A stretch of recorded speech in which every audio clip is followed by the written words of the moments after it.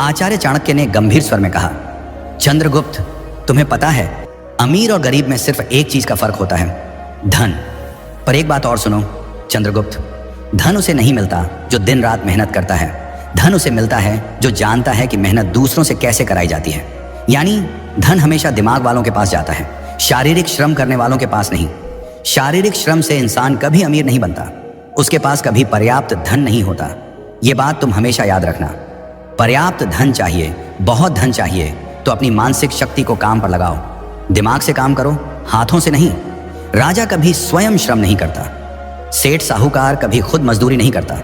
मजदूरी वो करते हैं जो सबसे ज्यादा मेहनत करते हैं, और सबसे ज्यादा गरीब भी वही रहते हैं। चंद्रगुप्त ने विनम्रता से पूछा, गुरुदेव, फिर अमीर बनने का असली रहस्य क्या है?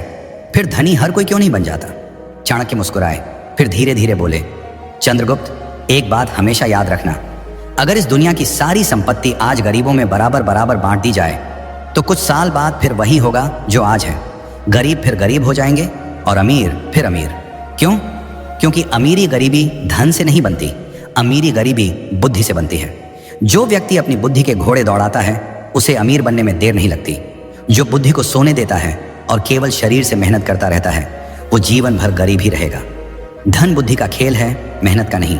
फिर चाणक्य ने कहा, आज मैं तुम्हें 7 ऐसे तरीके बताने जा रहा हूं जिन्हें जान लेने के बाद तुम्हें धनवान बनने से कोई नहीं रोक सकता।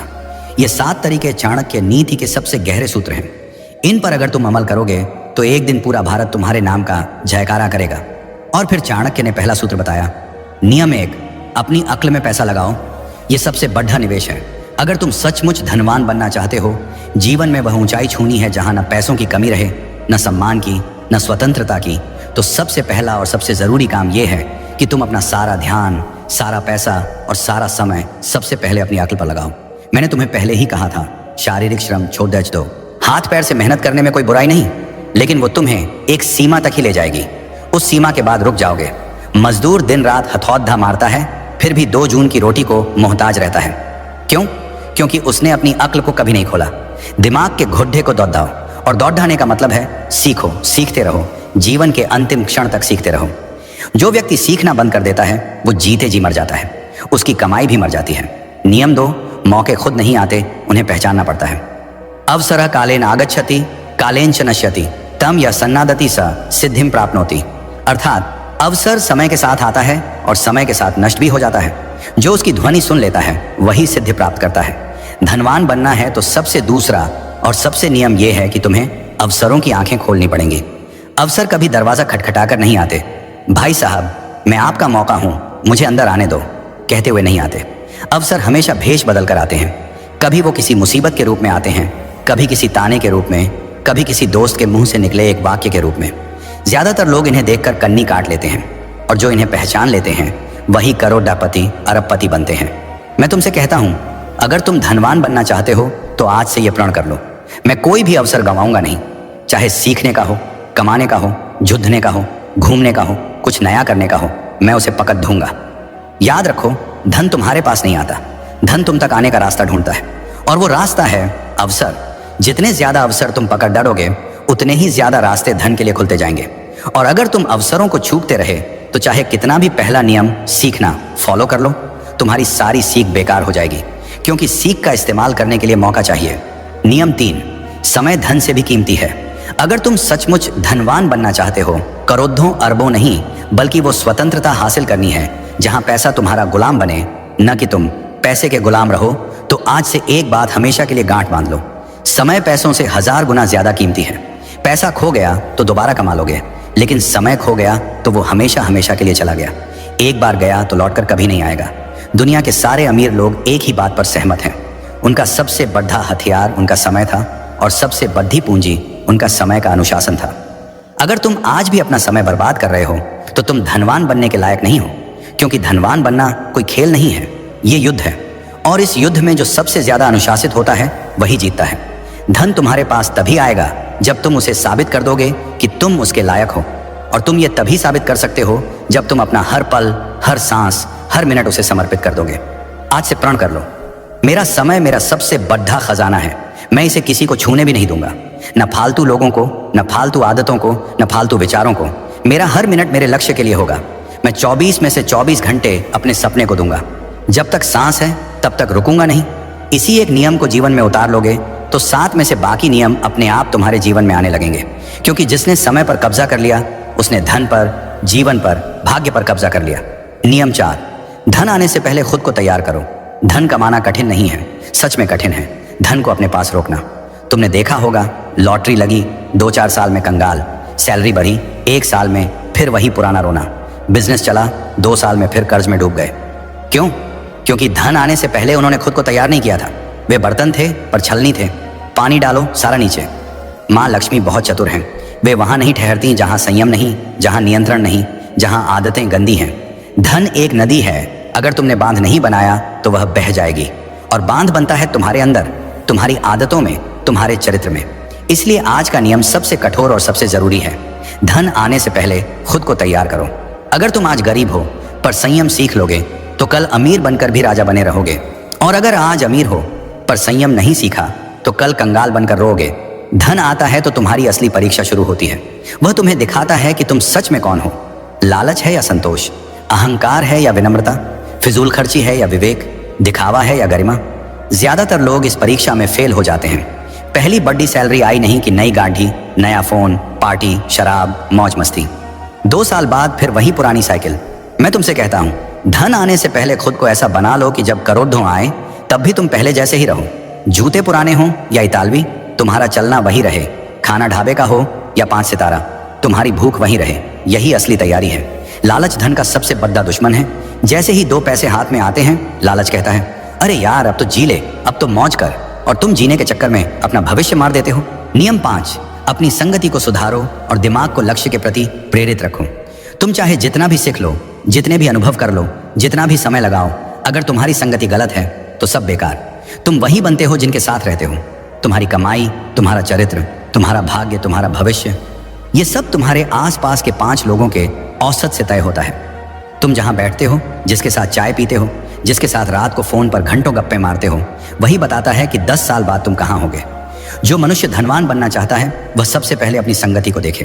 क्योंकि जिस प्रकार लोहे की कील लोहे से ही तेज होती है, उसी प्रकार मनुष्य का चित्त उसी के समान हो जाता है जिसके साथ वह अधिक समय बिताता है। जब तुम नीच, आलसी, लंपट, नकारात्मक बोलने वाले लोगों के बीच रहते हो तो तुम्हारा मन भी वैसा ही हो जाता है। तुम्हें लगता है, अरे दुनिया में कुछ नहीं हो सकता, पैसा तो किस्मत से आता है, मेहनत करने से कुछ नहीं होता। और ऐसे विचारों से तुम स्वयं ही अपने पांवों पर कुल्हाड़ी मार लेते हो। पर जब तुम उच्च चिंतन वाले, धनवान, विद्वान, संयमी और लक्ष्यनिष्ठ लोगों के बीच रहते हो तो तुम्हारा मन भी ऊंचा उठने लगता है।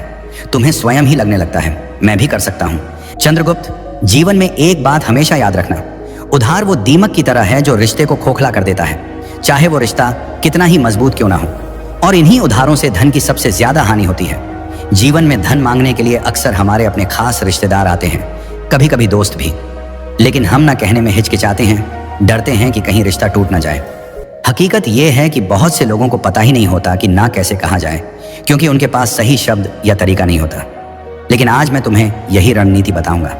जब कोई तुमसे उधार मांगने आए, अगर तुम ये 3 सवाल पूछ लोगे तो वो खुद ही उधार मांगने के बजाय कोई और बहाना बनाकर तुम्हारे यहाँ से चुपचाप निकल जाएगा। लेकिन चंद्रगुप्त, ये एक विद्या है जो डर से मुक्ति देती है। अगर तुम नहीं जानोगे तो हमेशा उलझते ही रहोगे, क्योंकि मैंने अक्सर देखा है कि लोग इसी वजह से अपनी जिंदगी की कमाई गंवा बैठते हैं। नमस्कार दोस्तों, डे इंस्पायर्ड चैनल में आपका फिर से स्वागत है। अगर आपको भी चाणक्य नीति पसंद आती है तो कमेंट में जरूर बताएं कि आप भारत के किस राज्य से ये वीडियो देख रहे हैं, ताकि हम समझ सकें कि हमारी बातें कहां कहां तक पहुंच रही हैं। और चलिए बिना देर के वीडियो की शुरुआत करते हैं। दोस्तों, चाणक्य की ये बातें आज भी उतनी ही सच्ची हैं जितनी उस पुराने जमाने में थी। कल्पना कीजिए, चाणक्य के समय में पाटलिपुत्र की गलियों में एक साधारण व्यापारी रहता था। नाम था विष्णुदास। वो दिन रात मेहनत करके अपना व्यापार चलाता था, अनाज बेचता था और थोड़ी बहुत बचत करता था अपने परिवार के लिए। एक दिन उसका दूर का रिश्तेदार आया, बोला, भाई मेरी फसल बर्बाद हो गई है बाढ़ में, बस थोड़े पैसे उधार दे दो, अगली फसल में लौटा दूंगा। विष्णुदास का दिल पसीज गया। उसने अपनी सारी बचत दे दी। लेकिन महीने बीत गए, साल बीत गए, वो रिश्तेदार नजर नहीं आया। बाद में पता चला कि उसने वो पैसे अपनी ऐशो आराम में उड़ा दिए थे। विष्णुदास का परिवार भूखा रहा, बच्चे स्कूल नहीं जा सके और वो रिश्ता, वो तो पहले ही खोखला हो चुका था। चाणक्य कहते थे, धन की रक्षा करना परिवार की रक्षा करना है। आज के समय में भी यही हो रहा है। लोग फोन पर मैसेज करते हैं, भाई इमरजेंसी है, 50,000 उधार दे दे। और हम देते हैं क्योंकि नहीं देना हमें बुरा लगता है। लेकिन सच्चाई ये है कि पैसा देने के बाद रिश्ता और मजबूत होने के बजाय कमजोर हो जाता है। क्यों? क्योंकि अगर पैसा वापस नहीं आया तो झगड़े शुरू हो जाते हैं, और अगर मांगो तो तुम विलेन बन जाते हो। अब सवाल ये है कि हम इस जाल से कैसे बचें। चाणक्य की नीति हमें बताती है कि भावनाओं में बहना बंद करो और बुद्धि से काम लो। मैं आपको बताऊंगा वो 5 तरीके जो चाणक्य ने बताए थे, लेकिन सरल भाषा में, जैसे कोई बूढ़ा गुरु अपने शिष्यों को समझा रहा हो। इन तरीकों से आप ना कह सकेंगे बिना किसी को दुख पहुंचाए। और हाँ, मैं इसमें चाणक्य के समय की कहानियां जोड़ूंगा ताकि आप महसूस कर सकें कि ये सिद्धांत कितने पुराने हैं लेकिन आज भी काम करते हैं। जैसे आज के समय में कोई क्रेडिट कार्ड का इस्तेमाल करके कर्ज में फंस जाता है, वैसे ही उस जमाने में लोग साहूकारों के चंगुल में फंसते थे। लेकिन चाणक्य कहते थे, बुद्धिमान वो है जो कर्ज का जाल खुद नहीं बुनता। चलिए पहले तरीके से शुरू करते हैं। ये है तुरंत जवाब न दो। चाणक्य इसे समय की ढाल कहते थे। जब कोई पैसा मांगे, चाहे वो कितनी बड़ी मुसीबत बता रहा हो, उसी वक्त हाँ या ना मत कहो। बस मुस्कुराकर कहो, भाई मैं तुम्हारी परेशानी समझता हूँ, लेकिन मेरा पैसा अलग अलग जगहों पर लगा हुआ है। मुझे अपने हिसाब किताब देखने दो, घर वालों से बात कर लूँ, कल तक बता देता हूँ। ये 24 घंटे आपको सोचने का मौका देते हैं और सामने वाले की नीयत भी परख लेते हैं। चाणक्य के समय में एक राजकुमार था जो हमेशा जल्दबाजी में फैसले लेता था। एक बार एक जासूस उसके पास आया, बोला, महाराज मुझे तुरंत सोने की मुद्राएं चाहिए, दुश्मन की जासूसी के लिए। राजकुमार ने उसी वक्त दे दी। बाद में पता चला वो जासूस दुश्मन का था। चाणक्य ने राजकुमार को डांटा, समय लो, सोचो, तब फैसला करो। आज के समय में भी अगर कोई ट्रांसफर करने को कहे तो कहो, बैंक बंद है आज, कल देखते हैं।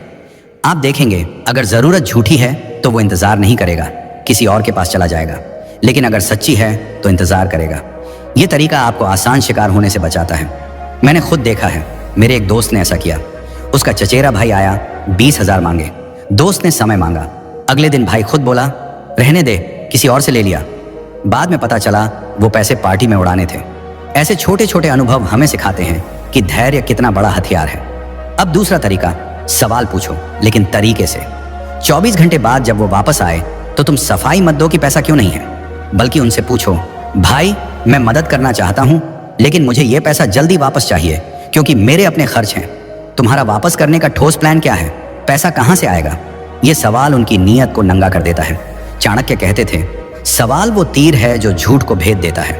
उनके समय में एक साहूकार था जो लोगों से उधार लेता था, लेकिन चाणक्य ने अपने शिष्यों को सिखाया, पूछो कैसे लौटाओगे। साहूकार हमेशा गोलमोल जवाब देता और लोग बच जाते। आज के समय में भी अगर कोई कहे सैलरी से दे दूंगा तो ठीक है, लेकिन अगर बोले चिंता मत कर, भरोसा रख, तो सावधान हो जाओ। तब तुम कहो, भरोसा तो है लेकिन रिश्ता पैसों से ऊपर है। अगर पैसा नहीं लौटा तो रिश्ता खराब हो जाएगा और मैं वो नहीं चाहता। ये बात उन्हें सोचने पर मजबूर कर देगी। एक बार मेरी मौसी के साथ ऐसा हुआ। उनका भतीजा आया, पैसे मांगे। मौसी ने सवाल पूछा। भतीजा हकलाया और खुद ही बोला, रहने दे चाची, मैं किसी और से ले लूंगा। बाद में पता चला वो पैसे शेयर मार्केट में लगाने थे जहां वो हार गया था। ऐसे में सवाल पूछना आपको रक्षक बनाता है, न कि लुटेरा। तीसरा तरीका, सुरक्षा मांगो। चाणक्य इसे बंधक का नियम कहते थे। अगर वो अभी भी जिद करे तो कहो, भाई नियम तो होते हैं, मैं पैसा दे दूंगा लेकिन बदले में एक छोटी सी गारंटी चाहिए, जैसे चेक या कोई चीज रखवा दो। चाणक्य कहते थे, बिना बंधक के धन रेत में पानी है। उनके समय में लोग सोने की अंगूठी या जमीन का कागज रखवाते थे। एक कहानी है, चाणक्य के एक शिष्य ने एक व्यापारी से उधार मांगा। शिष्य ने कहा, मुझे भरोसा है, लेकिन चाणक्य ने हस्तक्षेप किया, भरोसा अच्छा लेकिन प्रमाण बेहतर। व्यापारी ने चेक मांगा और वो व्यक्ति भाग गया।